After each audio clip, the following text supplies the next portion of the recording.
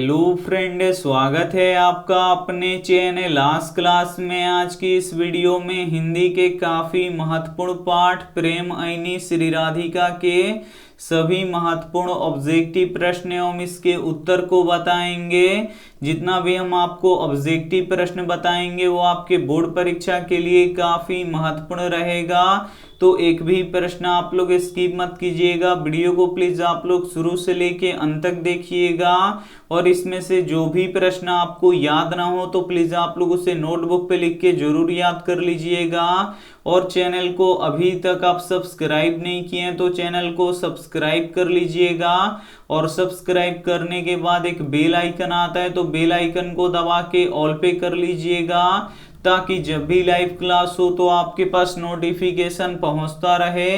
तो आइए शुरू करते हैं पहले नंबर प्रश्न से। तो पहला नंबर प्रश्न है कि प्रेम आईनी श्री राधिका किसकी कविता है। ए ऑप्शन है रामचंद्र शुक्ल की, बी ऑप्शन है रसखान की, सी ऑप्शन है रामविलास शर्मा की, डी ऑप्शन है अगेया की। तो यहाँ पे आपको बताना है कि प्रेम आईनी श्री राधिका किसकी कविता है। तो प्रेम आईनी श्री राधिका रसखान की कविता है, इसे आपको याद रखना है। यहाँ पे बी ऑप्शन बिल्कुल ही सही हो जाएगा। ये देखते हैं अगला प्रश्न दो नंबर प्रश्न है कि रसखान का मूल नाम क्या था। ए ऑप्शन है सैयद इब्राहिम, बी ऑप्शन है सैयद सादिक, सी ऑप्शन है सैयद मेहंदी, डी ऑप्शन है सैयद ईफा। तो यहाँ पे आपको बताना है कि रसखान का मूल नाम क्या था। तो रसखान का मूल नाम सैयद इब्राहिम था, इसे आपको याद रखना है। यहाँ पे ए ऑप्शन बिल्कुल ही सही हो जाएगा। ये देखते हैं अगला प्रश्न तीन नंबर प्रश्न है कि आईनी का अर्थ क्या होता है। ए ऑप्शन है करोड़ों, बी ऑप्शन है खजाना, सी ऑप्शन है तालाब, डी ऑप्शन है आंख। तो यहाँ पे आपको बताना है कि आईनी का अर्थ क्या होता है। तो आईनी का अर्थ खजाना होता है, इसे आपको याद रखना है। काफी महत्वपूर्ण प्रश्न है। यहाँ पे बी ऑप्शन बिल्कुल ही सही हो जाएगा। ये देखते हैं अगला प्रश्न चार नंबर प्रश्न है कि रसखान दिल्ली से कहाँ चले गए। ए ऑप्शन है बनारस, बी ऑप्शन है ब्रजभूमि, सी ऑप्शन है गोरखपुर, डी ऑप्शन है सौराष्ट्र। तो यहाँ पे आपको बताना है कि रसखान दिल्ली से कहाँ चले गए। तो रसखान दिल्ली से ब्रजभूमि चले गए, इसे आपको याद रखना है। यहाँ पे बी ऑप्शन बिल्कुल ही सही हो जाएगा। ये देखते हैं अगला प्रश्न पांच नंबर प्रश्न है कि रसखान को किसने शिक्षा दी। ए ऑप्शन है गोकुलनाथ ने, बी ऑप्शन है विट्ठलनाथ ने, सी ऑप्शन है गोरखनाथ ने, डी ऑप्शन है इनमें से कोई नहीं। तो यहाँ पे आपको बताना है कि रसखान को किसने शिक्षा दी। तो रसखान को विट्ठलनाथ ने शिक्षा दी, इसे आपको याद रखना है। यहाँ पे बी ऑप्शन बिल्कुल ही सही हो जाएगा। काफी महत्वपूर्ण प्रश्न है, तो एक भी प्रश्न आप लोग स्किप मत कीजिएगा। वीडियो को प्लीज आप लोग शुरू से लेके अंत तक देखिएगा और वीडियो को लाइक नहीं किए हैं तो प्लीज आप लोग वीडियो को लाइक भी कर दीजिएगा। ये देखते हैं अगला प्रश्न 6 नंबर प्रश्न है कि कवि ने माली मालिन किसे कहा है। ए ऑप्शन है शंकर पार्वती को, बी ऑप्शन है गणेश लक्ष्मी को, सी ऑप्शन है कृष्ण राधा को, डी ऑप्शन है राम सीता को। तो यहाँ पे आपको बताना है कि कवि ने माली मालिन किसे कहा है। तो कृष्ण और राधा जी को कहा है, इसे आपको याद रखना है। काफी महत्वपूर्ण प्रश्न है ये आपके बोर्ड परीक्षा के लिए। यहाँ पे सी ऑप्शन बिल्कुल ही सही हो जाएगा। ये देखते हैं अगला प्रश्न 7 नंबर प्रश्न है कि रसखान किनके भक्त थे। ए ऑप्शन है भगवान श्री राम के, बी ऑप्शन है भगवान शिव के, सी ऑप्शन है भगवान कृष्ण के, डी ऑप्शन है भगवान विष्णु के। तो यहाँ पे आपको बताना है कि रसखान किनके भक्त थे। तो भगवान कृष्ण के भक्त थे, इसे आपको याद रखना है। यहाँ पे सी ऑप्शन बिल्कुल ही सही हो जाएगा। ये देखते हैं अगला प्रश्न 8 नंबर प्रश्न है कि रसखान किस प्रकार की रचना में सिद्ध थे। ए ऑप्शन है दोहा, बी ऑप्शन है कविता, सी ऑप्शन है कहानी, डी ऑप्शन है सवैया छंद में। तो यहाँ पे आपको बताना है कि रसखान किस प्रकार की रचना में सिद्ध थे, तो सवैया छंद में सिद्ध थे, इसे आपको याद रखना है। यहाँ पे डी ऑप्शन बिल्कुल ही सही हो जाएगा। ये देखते हैं अगला प्रश्न 9 नंबर प्रश्न है कि रसखान ने प्रेम ऐनी किसे कहा है। ए ऑप्शन है कृष्ण जी को, बी ऑप्शन है राधा जी को, सी ऑप्शन है राम जी को, सी ऑप्शन है सीता जी को। तो यहाँ पे आपको बताना है कि रसखान ने प्रेम ऐनी किसे कहा है। तो रसखान ने प्रेम ऐनी राधा जी को कहा है, इसे आपको याद रखना है, काफी महत्वपूर्ण प्रश्न है। यहाँ पे बी ऑप्शन बिल्कुल ही सही हो जाएगा। ये देखते हैं अगला प्रश्न 10 नंबर प्रश्न है कि रसखान ने चितचोर किसे कहा है। ए ऑप्शन है कृष्ण जी को, बी ऑप्शन है इंद्र जी को, सी ऑप्शन है शिव जी को, डी ऑप्शन है गणेश जी को। तो यहाँ पे आपको बताना है कि रसखान ने चितचोर किसे कहा है, तो कृष्ण जी को कहा है, इसे आपको याद रखना है, काफी महत्वपूर्ण प्रश्न है। यहाँ पे ए ऑप्शन बिल्कुल ही सही हो जाएगा। ये देखते हैं अगला प्रश्न 11 नंबर प्रश्न है कि कुंजन का अर्थ क्या होता है। ए ऑप्शन है घर, बी ऑप्शन है बगीचा, सी ऑप्शन है शहर, डी ऑप्शन है देश।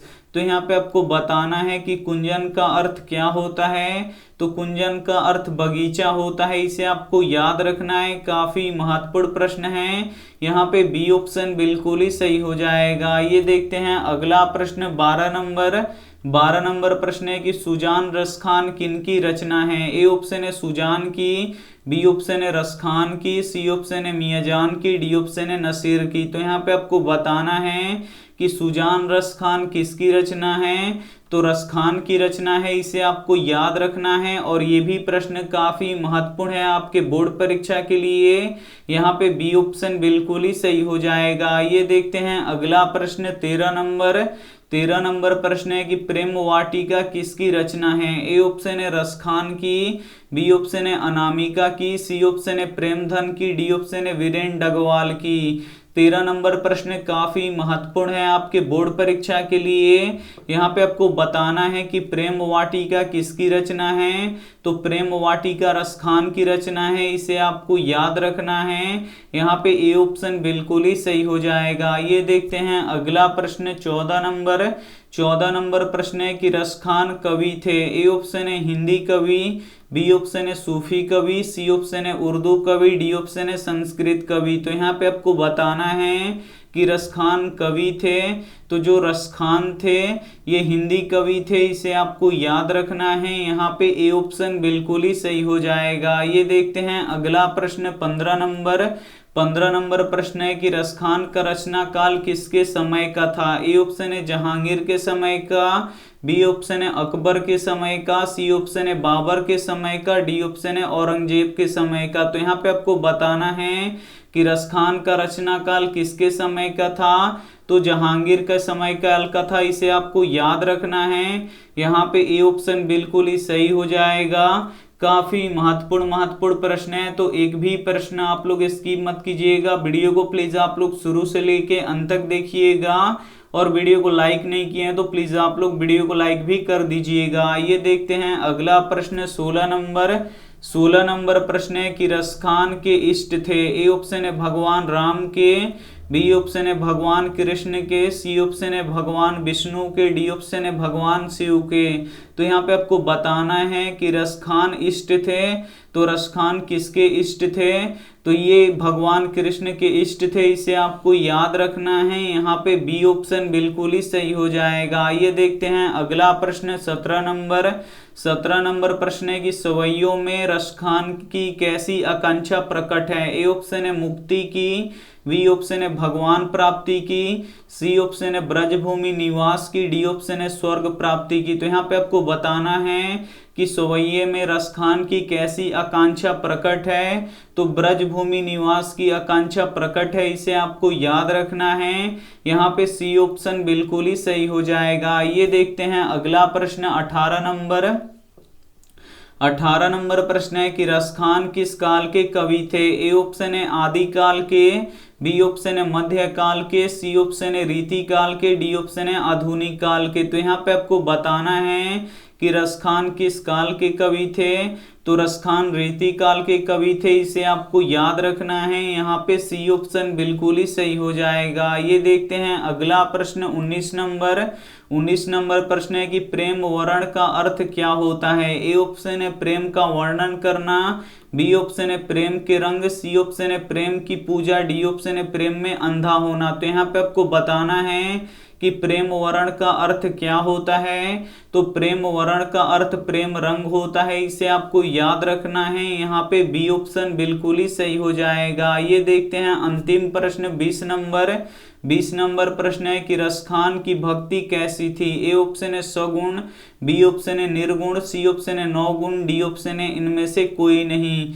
तो यहाँ पे आपको बताना है कि रसखान की भक्ति कैसी थी। तो रसखान की भक्ति सगुण थी, इसे आपको याद रखना है। यहाँ पे ए ऑप्शन बिल्कुल ही सही हो जाएगा। काफी महत्वपूर्ण 20 ऑब्जेक्टिव प्रश्न हम आपको बता चुके हैं, और ये जो 20 ऑब्जेक्टिव प्रश्न है ये आपके बोर्ड परीक्षा के लिए काफी महत्वपूर्ण है। तो इसमें से जो भी प्रश्न आपको याद ना हो तो प्लीज आप लोग उसे नोटबुक पे लिख के जरूर याद कर लीजिएगा। आइए देखते हैं यहाँ पे होमवर्क प्रश्न, इसका जवाब आपको कमेंट बॉक्स में देना है कि काशी किसकी पाठशाला है। ए ऑप्शन है संस्कृति की, बी ऑप्शन है नृत्य की, सी ऑप्शन है नर्तन की, डी ऑप्शन है वादन की। तो इसमें से जो भी ऑप्शन आपको सही लगे वो आप हमें कमेंट करके जरूर बताइएगा। और वीडियो को लाइक नहीं किए हैं तो प्लीज आप लोग वीडियो को लाइक कर दीजिएगा, अपने दोस्तों के पास इस वीडियो को जरूर शेयर कीजिएगा। और चैनल को अभी तक आप सब्सक्राइब नहीं किए हैं तो चैनल को सब्सक्राइब करके साथ में बेल आइकन को ऑल पे दबा लीजिएगा, ताकि जब भी लाइव क्लास हो तो आपके पास नोटिफिकेशन पहुंचता रहे। थैंक यू फॉर वॉचिंग, मिलते हैं अगली वीडियो में, तब तक अपना ध्यान रखिए, मन लगा के पढ़ाई कीजिए। Take care and bye.